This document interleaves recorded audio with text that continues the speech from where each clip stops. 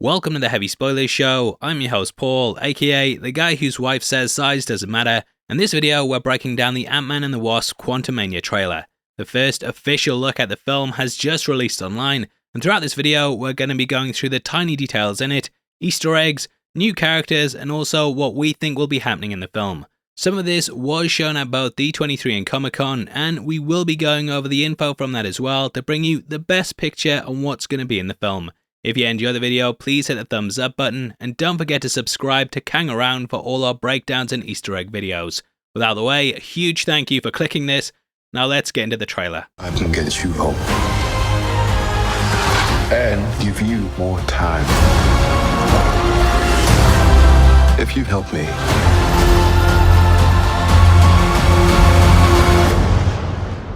So, what's it gonna be? Ant-Man. Okay, so the first thing we have to talk about is Kang the Conqueror. Played by Jonathan Majors, he's gonna be the new big bad in the MCU, and it's even possible that Scott doesn't survive the encounter with him. This brings to fruition the warning that was given to us by He Who Remains at the end of Loki Season 1. He explained Nathaniel Richards' backstory and how killing him would free the multiverse and variants, but that it would also have a downside to it. The multiverse being opened would usher forth his variants too, and eventually this will lead to a multiversal war. We know Kang Dynasty and Secret Wars are on the horizon, and this movie will very much be setting the stage for those films. Now the variants can be either good or bad, but the latter leads to some of the most evil villains in the entire multiverse. Kang recently had his origin story redone in the phenomenal graphic novel Kang the Conqueror, Only Myself Left to Conquer. In that, a young Nathaniel Richards travelled back in time to explore the past, due to the future basically being at a standstill. Everything was a utopia because of how far humanity and technology had come, and thus people didn't really advance or progress. So he travelled back, and it's here that he encountered a future version of himself in Kang. I don't want to go too in depth on it as this video has a lot of ground to cover, but it basically was about Nathaniel trying to stop himself turning into his older version, and in doing so he ended up becoming him. He would then watch as he come across himself as a boy, and it created a loop in which he was constantly pushing his younger self down a path of conquering. Jonathan Majors is bringing a lot to the role, and when discussing it with Variety, he said that this will be a warrior version of Kang. The one shown at D23 had a much more extended scene of what we got in the online release, and it had Kang asking him to steal something. This comes off the back of the "what's it gonna be" line that we hear at the end. Now going off the leaks, we have a fair idea of what this is gonna be. According to them, Kang will be after a chair that allows him to travel through the multiverse. Now in the comics he did have a time chair that allowed him to travel through time, but the MCU will switch up the way it operates.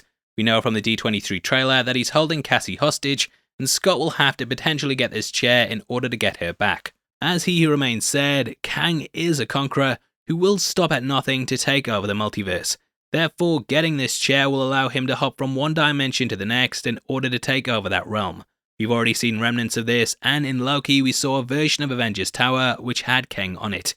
It's a bit of a moral quandary, a bit of a quandary mania if you will, because Scott could potentially doom trillions of lives across infinite realities just to save his daughter. Now Kang will be located in the quantum realm, and it seems like Janet has already had experience with this. We'll talk about what this could be later on, but it looks like they're bringing things full circle from Ant-Man and the Wasp.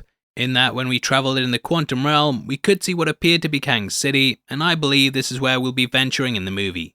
Kang comes across as a cold-blooded motherfucker, and in the D23 trailer, he actually asks Scott if he'd killed him before. It was one of the best lines in the leak, and sadly it doesn't make it to this, but I'm here to tell you that's what he says, and it's really, really badass.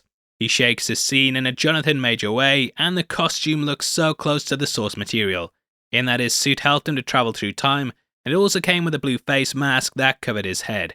I actually think in this that they might be sort of pulling from the way the quantum masks looked in Endgame, and just in the same way they had a blue visor pop over them, this could be used on the helmet too. A huge shout out to our sponsors, Bloodline Heroes of Lithis. In case you don't know, Bloodline Heroes of Lithis is a hero collector fantasy RPG that allows you to build your kingdom whilst you collect champions to defend it. Whereas most games have straightforward characters, Bloodline lets you create your own legendary champions by combining the bloodlines of elves, demons, demigods, orcs, dwarves, lycans, dragonborn and more. If you've not tried out Bloodline, now is the best time to do so, because the game just got the biggest update ever with a newly added mind-blowing hybrid system. You can customize your champions through their unique marriage system to create over 800 different new hybrids between any two bloodlines. This brings across a number of things, including their unique appearance, abilities, and also their talents. It's free to play on both Android and iOS, and we've got a QR code on screen right now that you just need to scan to get the game. Just in time for Halloween, they also have a new vampire clan called the Accursed, which brings a brand new lineage to Bloodline. They are the darkest and most terrifying assassins yet to be found in the world of Lithis, an undead clan that rose alongside the Dark Elves from the ashes of their homeland Cataclysm. They can not only nuke your enemy, but also sustain themselves on the battlefield during longer fights. By participating in the Halloween event starting October 27th, you will be able to obtain an Accursed champion for free on the 7th day. As I said, the game is also completely free to play, and it packs with it visually stunning 3D realistic graphics, interesting storylines, and a journey that lets you build your own kingdom, economy, and also Bloodline. All you have to do is either scan the QR code on screen right now, or use my link in the description. If you do this, you'll get a free special starter pack worth $20 that has 10 energy potions, 100,000 gold, and 100 diamonds in it. Don't forget you get a free vampire champion this Halloween, starting the 27th of October. I hope to see you in the game. Now let's get into the rest of the video. Now it looks like Kang is working alongside some other characters in who Bill Murray is playing. Though it wasn't shown here, we know the D23 version had MODOK in it, who's absent from this first look. He is apparently going to be played by Darren Cross, who you'll no doubt know from the first Ant-Man movie. Originally Yellow Jacket, he was taken out by being shrunk and sent to the Quantum Realm. Similar to how the character appears in the comics, his body proportions are all over the place, and this is likely due to the breakdown that the suit had in the movie. It looks like he's almost cybernetic here, with the mask being a big change up from the comics, in which he was basically just a big head with arms and legs. I think the design is pretty solid, but I am hoping that we get one more in line with the comics eventually. His suit could end up coming apart, and if the mask detaches, then it might leave him looking closer to what he does in the source material. Now originally in the comics, MODOK was a character called George Tollerton, but it looks like they changed things up here, and honestly, I think this works better with this story. We don't really need a big origin for the character if he's simply Cross, and it gets us up to speed with him instantly. Now I have some theories about how stuff is going to go down in the movie, just to have a sort of narrative thing with it. So obviously we know Kang isn't going to lose in the film because the 2 upcoming Avengers movies are centered around him. So he's probably going to win, but, and it's a big but, well a little but, Scott can't just take nothing but L's in this movie. Therefore I think he's going to get a win against MODOK, who is the side villain, and then he'll get beat against Kang, so it's like, well at least he got one win in. Anyway, as for Bill Murray, we know that he's going to be playing Krylar, who too is a character from the comics. He's only had one appearance that I can think of, and this was in the Incredible Hulk issue 156. This had him living in the microverse, which Marvel don't actually own the rights to use. So I think they've changed this up to the Quantum Realm, and that he'll be working for Kang. The extended look in the D23 trailer showed us that he clearly knew Janet, and there was a bit of chemistry there, with Hank even be like, whoa, what the hell? I think that Janet probably lived down there for a long time, and then she saw the evil deeds that Kang was doing and tried to escape. Captain Obvious there, but yeah, that's just what I'm guessing looking at this very small split-second look. This explains why she doesn't want to go into the Quantum Realm, because she knows what danger's waiting for her. Now Cassie is going to be a big character in the film, and this is the first time we'll see her donning her own suit. In the comics, she had many aliases including the name Stature, but at the moment she's going under Stinger. I'm guessing that we'll just be skipping over the Stature thing, and likely just sticking with Stinger. We get a couple of looks at her suit in the teaser, and this contains the purple colour scheme that the character is known for. They might also go with some of her other nicknames like Ant-Girl and so on, but yeah, that's what I think she'll be known as. The comics had her stealing Hank's pimp tech and making a suit herself, but here it looks like she's working alongside the group in order to save the world. Look at that t-shirt. Only a person saving the world would wear that. Now Scott seems to just be a celebrity at this point who's more focused on his ego. Cassie, on the other hand, is actually putting things into action and trying to do the right thing. We know from the D23 teaser that he's going to get a call from her whilst she's in prison, and that he's going to have to go in order to bail her out. Scott was of course in prison in the first Ant-Man movie because he was trying to do the right thing too, and he sees this very much echoed in his daughter. However, he thinks she's wasting her life when in reality she's actually doing something that matters. Kinda have a feeling that he might try take her under his wing, and this could be what ends up getting her in trouble. This will mean it's more crushing for him when she gets put in danger, because deep down he'll know that he put her there. After the loss of Janet, Hank didn't want to put Hope in the Wasp costume because he feared that she could end up being put into perilous situations. I think this is very much the same thing with Scott. Now her introduction also pushes us further towards a Young Avengers movie. So far, the MCU has slowly been slotting characters into place for this to happen, and we've had a number of them popping up in the Disney Plus shows.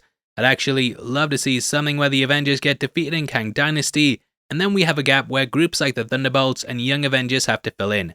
Something similar actually happened in the New 52, and when the Justice League were beaten, Lex Luthor pulled together a group in the interim in the graphic novel Forever Evil. I think this would be the best way to do it, and hopefully we get something along those lines. Anyway, she ends up pulling them into the quantum realm after accidentally activating a device that sends them down here. This is described as a sort of satellite that sends a signal down to the realm, and it's clear that this is what pulls them in. Here she meets strange-looking creatures and an almost tribe-like gang that don't really seem to be part of Kang's forces. In the D23 trailer, we had a quick flash of a woman rocking some awesome God of War face paint mixed with a bit of Hellblade. I'm not sure who this is, but judging by the armor, she may be part of this group. The graphic novel we talked about earlier actually had multiple versions of Ravonna Renslayer, so maybe it's her. That's a big reach! I just thought I'd let you know. Now in the graphic novel, Kang constantly kept trying to get her to love him, but no matter what happened, it either led to her death or her complete rejection. There were many versions of her that all look completely different, and if you ask me, just based on this half-a-second shot, I'm guessing it's her. Again, we are chumps at the channel, and I want to turn this over to you guys to see if you know who this is, and if you do, then drop it below. Thanks.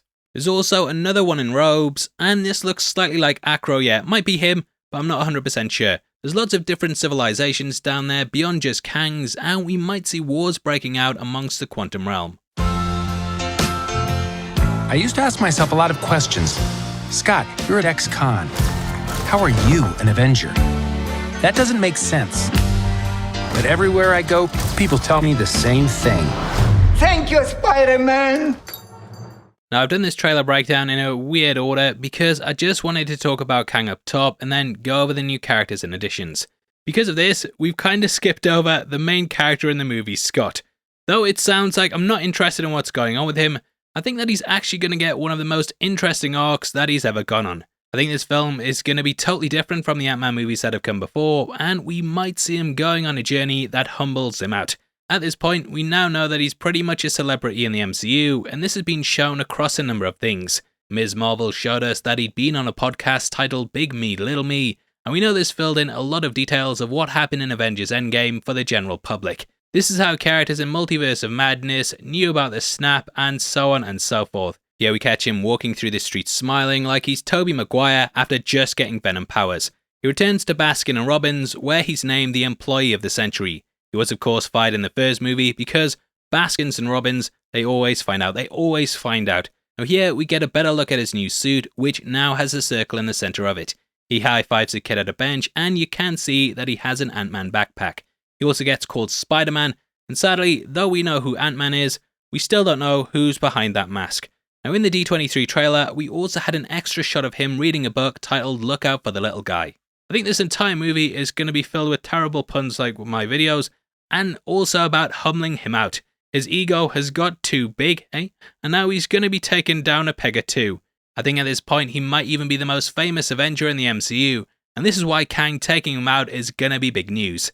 At the heart of it, this movie also seems like it's very much going to be a one about a father and daughter who just aren't connecting.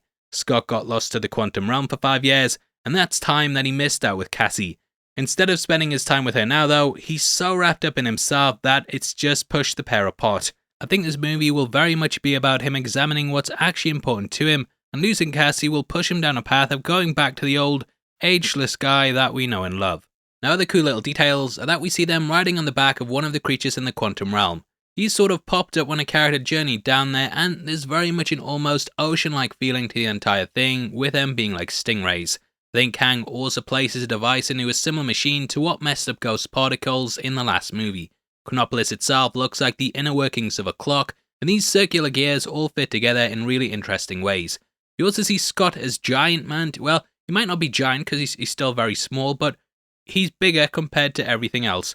Now, there's also a bit where we see him running alongside himself, getting Reed Richards.